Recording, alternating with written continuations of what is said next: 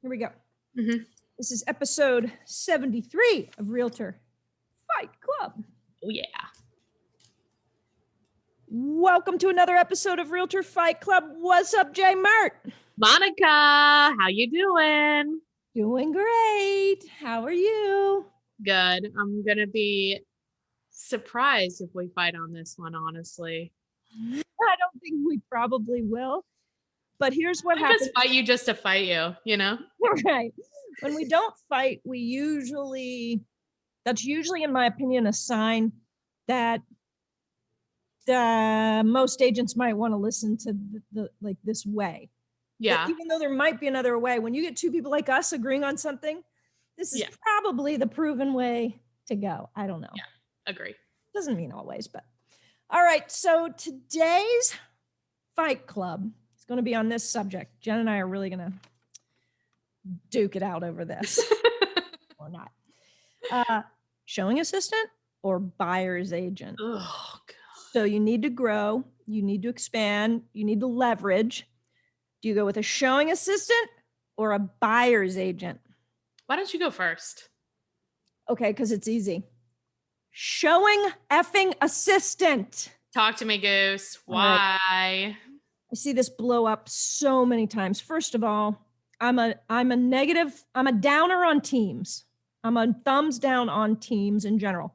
Can we relax that dramatic thing that you just said? No, I'm a down. I'm a thumbs down. Okay. Not because of the team idea. If executed properly, it's amazing. Guess what?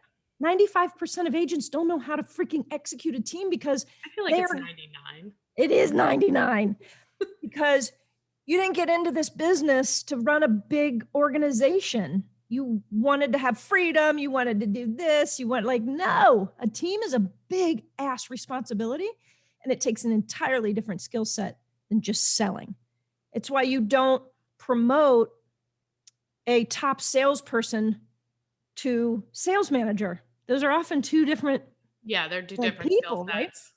Right? Anyway, so the showing assistant for me is the right first step to leverage out because you need more time. And what a showing assistant does is give you more time, but does not take a huge chunk of your money, P.S. Does it always have to be the same person? No, I have a laundry list of agents depending on town, what part of town and availability, and they're interested in making an extra, $25 to $100, depending on what it is, maybe more if they're showing a bunch of houses. And my clients love it because I wasn't going to be able to show them, but now I did meet their request because I found somebody to let them in the house, and they're just thrilled about that. They never care. And you get to write the offer and continue on as their agent. All right, so we're going to disagree. Really? Not because I'm pro buyer agent. So I agree with you on the teams. I think most people, here's what I believe. Mike Ferry said it best. You can have your ego or you can have your money. And I think most teams are built on ego, which means they don't have money. Mm-hmm. And I think having these teams of buyers agents and all this, I think it's crap. And most agents don't get into the business only because they want to do the one, they want to do the one widget activity. They want to do all of it. Usually they want to show buyers and sellers and all have the opportunity to do both. And we did do a podcast on that, Yes. I think that, but I also don't think showing assistance in the sense that you're talking about, because when I hear you talk about it, it's people that want to earn a little bit extra money. So likely these may be newer agents or agents that are not selling as much. Sometimes. 100% disagree with you. 100%. And you should watch, not you, you've seen it, but other people. I did a video with Megan Stacy. Yeah, who's awesome. She's amazing. Yes. And she built her business while she had a little kid and was pregnant and all craziness. And so she goes into more detail, but her and I are aligned on this.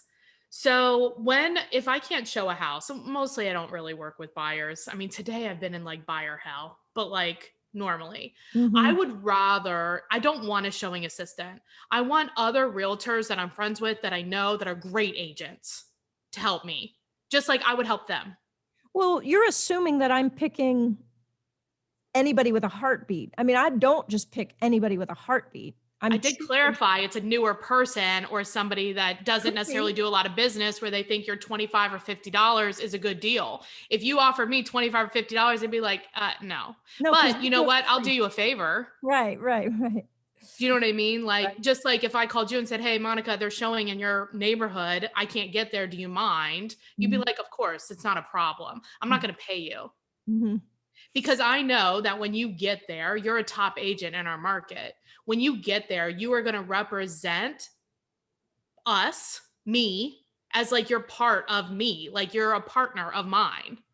What are you hoping that they do specifically in the way of representing? They just know how to sell, I think is what I'm really going at. What are you selling at a house? The house to the people. Okay. If you think a buyer agent, all they do is open the door and that's it, that's a totally different discussion. No, what do they do?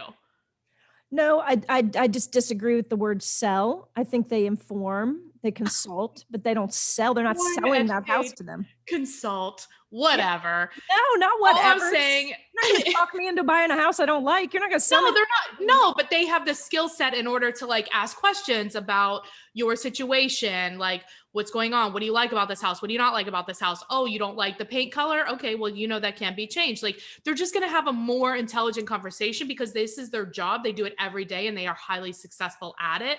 More successful than somebody who you're paying $25 to open the door who has sold no houses. Well, first of all, I don't ever have a showing assistant that's never sold a house.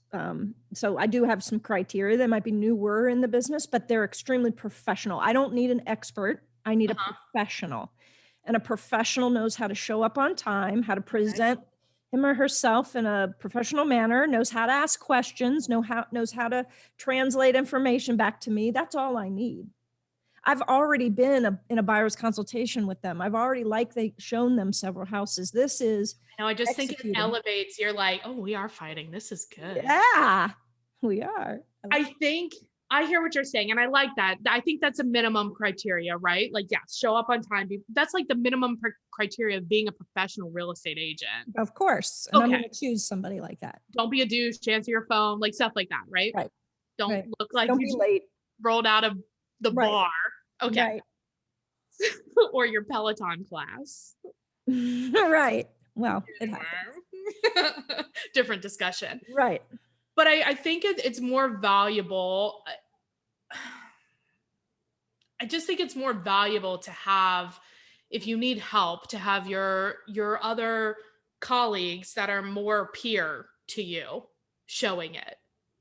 I just don't think it's necessary. I know. I can see that you don't think that. Yeah, I feel like we're going to agree to disagree on well, this. It's how I'm teeing it up too. I mean, I'm setting the expectation. They call, they want to see a house at 5:00 today. Yeah. I say, what house? And I say, let me get right back to you. 5:00? Yeah. Okay. Let me get right back to you. I know that I have an appointment at 5:00. I can't make it. I didn't go into all of that with them. I just call from the, 2, 3, 4, 5 people that I trust that will show up professionally, will do the right things. Maybe they've only sold a couple houses, but like Gail Rothmiller was a perfect example here in Cincinnati. She did this for me when she was in her first year. Exceptionally professional. Yeah. Wanted to learn, showed up properly. Like she was great. She didn't have the experience at the time. This helped give her the experience. But anyway, I call back that agent and I say, or the client, and I say, awesome news. I got you in at 5:00. The bad news is I had another appointment, so I'm not going to be able to meet you there. However, I did call a friend of mine who is going to at least just open the door for you and let you see it. Oh my gosh. Thank you, Monica. That's it. And if you like it, I'll go back through and we'll write the offer, or we'll write the offer. So I'm setting the expectation that this isn't a replacement of me. This is literally somebody that's going to get you in there. So you have that's how it always should be. And even like, let's say you're out of town or whatever, you could actually be on FaceTime or whatever with them too, or call them as they're walking through the house as well. That could be another thing. For sure. Well, a lot of people don't think about that. No, it's so true. You're right. It's another great way. In this digital world of ours.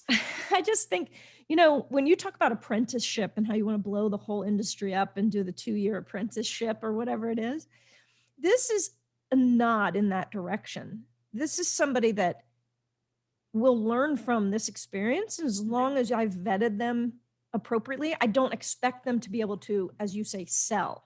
Yeah. I'm not looking for that. Okay. That's fine. It depends on what you're looking for. Yeah, yeah, right, right. I think Interesting. too I with thought we would both, you're saying good on showing assistant. You're just saying pick somebody that's equal to you in your experience. Is that what I'm hearing you say? I think somebody that's like a similar vibe, a similar level of success. Yeah. Like somebody that's more similar to you. In success level, in experience. Correct. And you're going to help each other. So like they're going to have times when they need help and you're going to help them and vice versa. And there may be like 4 or 5 of you that do that together and help each other. I Yeah. mean, we have that now with like 4 of us. Yeah, which We is all kind of nice. like help each other. So like, 2 of them are out of town, the other 2 are helping, like whatever, right? Well, Yeah. we don't pay each other. No, and I love that. And you've done that for me before, and I would do that for you. Of course. Yeah. Usually when I do the all call out, because I'm in a situation where I need it in 3 hours, I don't Mhm. care who raises their hand first. I think that one day you raised your hand first. I was like, hell yes, thank you. That'd be awesome. Well, I was only doing it as a favor. Let's be I know clear. you would. I won't ask again. But, most likely it's agents that are looking to, I guess, learn how to open a door, learn what a buyer says when they walk Yeah, in. and I just don't want them learning on the people, my clients. But it's not going to hurt. I've never had a client say, well, that was a disaster. No, I don't think it would hurt, but could it be better? Could be. It's not ideal that I can't be there at all. So it's already a So disadvantage. then the second is somebody that's more similar. And then the third is the showing assistant. I think it's just either you or somebody that's professional, somebody that can open the door, but it's set the expectation. This person is opening the door for you. Right. I literally say that. Yeah, So but that they're going to ask them questions and they should know stuff. Yeah. Well, they're going to have the sheet. I don't know.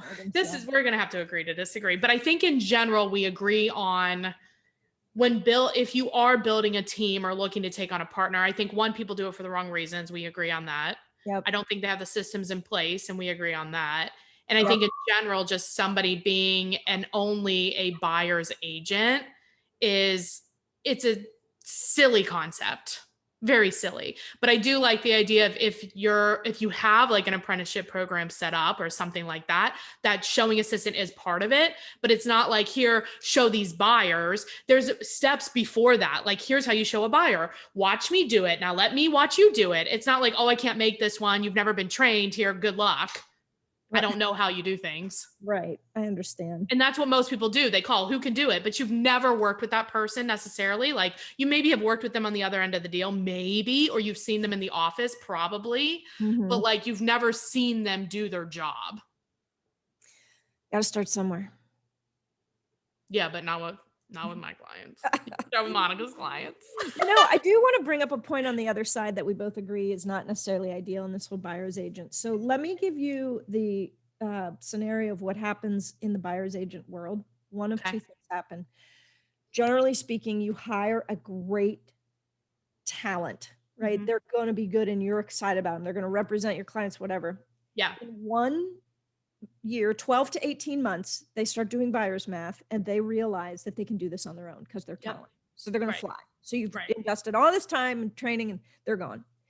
Or you're going to get the person that is never going to make it and is going to leave because they're frustrated about something, whatever.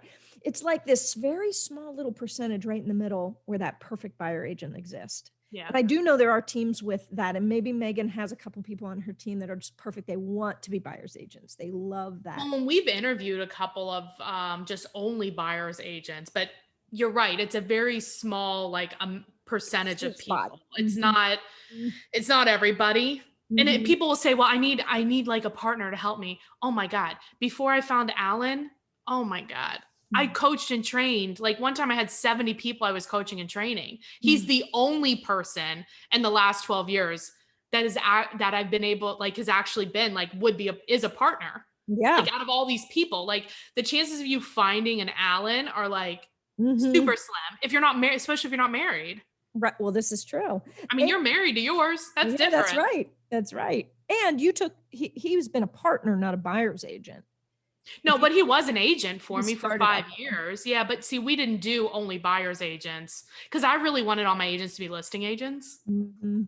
Got I it. didn't want any buyer's agents because I just think, oh, buyers. Like they're just, it takes so much time. Like you can just, with the amount of time you spend with them, you could triple your money with listings, at least triple, at least. If you do the work that you do. Like, That's what I'm saying. Like take that same amount of time working with buyers yep. and generate listing leads, and you will, at a minimum, triple your money. It's very true. And that is a topic for another day. Oh, all right. Let's go back. Let's take a break. I need a break. We're going to hear a word from our sponsor. When we return, we will have the final knockout. Oh. All right. Welcome back. Now, before we ring the bell for the final round, Jen, did you ask anybody about this? What, did we take this outside of the ring? What's going on? Yeah, I mean, it's, you have, most agents are by themselves. And so they sometimes, when they're building a team, they do think that a lot of times they think they need to have a buyer's agent. Mm-hmm. So it's a mind shift for people. Okay. It'll be interesting. But yeah, stay tuned. Stay tuned. Okay. It's your turn. Sharon, you're gonna have to edit that. Hope you're watching this on YouTube. Yeah, right. All right. So now that we're back in the ring, let's have our final round. Okay, Monica, you want to go first? I do want to go first. So, yes, thank you. I will reiterate this idea of leverage, not intertwining and complicating your life. We as agents we think the status is that first we hire this admin. Oh, that's going to cost you $24,000 to $30,000 a year. Then we're going to get a buyer's agent and you're going to have to give them all of your leads. If you do it right, you're not taking buyers anymore. If you do that, you're giving away all your money. When you can be running parallel in your business, I think that's the overarching argument I'm going to always have with somebody who wants to grow is run parallel with a transaction coordinator who is a 1099, their own business, still gives you service. Run parallel with a buyer's agent, with a showing assistant. Run parallel with that person. First of all, you can untangle really easily. You can detach from them really easily. Set up for the divorce. Get set up for it's a prenup, man. It's ready to go. So I think where you and I are obviously disagreeing is what are the credentials of that showing assistant? I don't think it has to be that complicated. This is somebody that needs to just. This is easier. My solution is easier. It's people you're already friends with. You already do business with them. They're in your circle. You hang out with them outside of real estate. It's way easier. Just be like, yo, Monica, this person is in your neighborhood. Can you show this house at 5? And you would be like, yes, I can. I'd be like, great. Drinks on me next time. I'll be calling you next week. Don't worry. I think you should know yourself. No, but like, it also depends on your business, right? So I'm coming at it from my point of business. We just don't do that. We don't have that many buyers. Right. So like for us, when we have a buyer, it's mostly somebody we've made homeless. That's a totally different scenario. Sure. Okay. But if your business is mostly buyers, then it needs to be set up differently. Mm-hmm. Well, it needs to be set up differently in that you need to switch your business model and get some listings. True. But let's say you love, I mean, there are people out there that they are set up and they just make sense for them to sell buyers and they enjoy doing it and they don't like doing listings. And I think that's okay. I'm going to call bullshit on that. I think they say that they like doing buyers because they don't have the confidence to do listings. Nobody could look at those two models and see the amount of time that it takes to make the same dollar and say, I like that more. They like it because they don't have to lead. But maybe it fits into their schedule better. Maybe there's a reason for it, right? Like, I don't know, whatever. I'm just saying, let's go with that. Know your business. And then that will tell you, it's really more often than not, never a good idea. It's never really a good idea to have a buyer, like hire another buyer agent. That makes no sense in most like 99 cases out of 100. Yeah, I do. I know you and I are both caveating this in 99.9 and I say 95%. There are agents who run incredible teams. They're well-oiled machines. Everybody has opportunity. Like I've seen it. It's just so freaking rare. And, like a Megan Stacy, I don't know the inner workings of her. I know she's an incredible agent. She's also a good leader. So she likely is running a good team. I don't know, but I just have seen way more disasters than Well, positive. I mean, that's a different topic. That's more people trying to get into business with each other and have no idea what they're Yeah, doing. it doesn't end well. I was team leader for how many years? And A long time. the thing I most commonly dealt with was breakups in partnerships or buyer's agents or admins, like breakups. It's horrible. And somebody ends up leaving and it never ends well. Oh, well. You should date instead of marry people.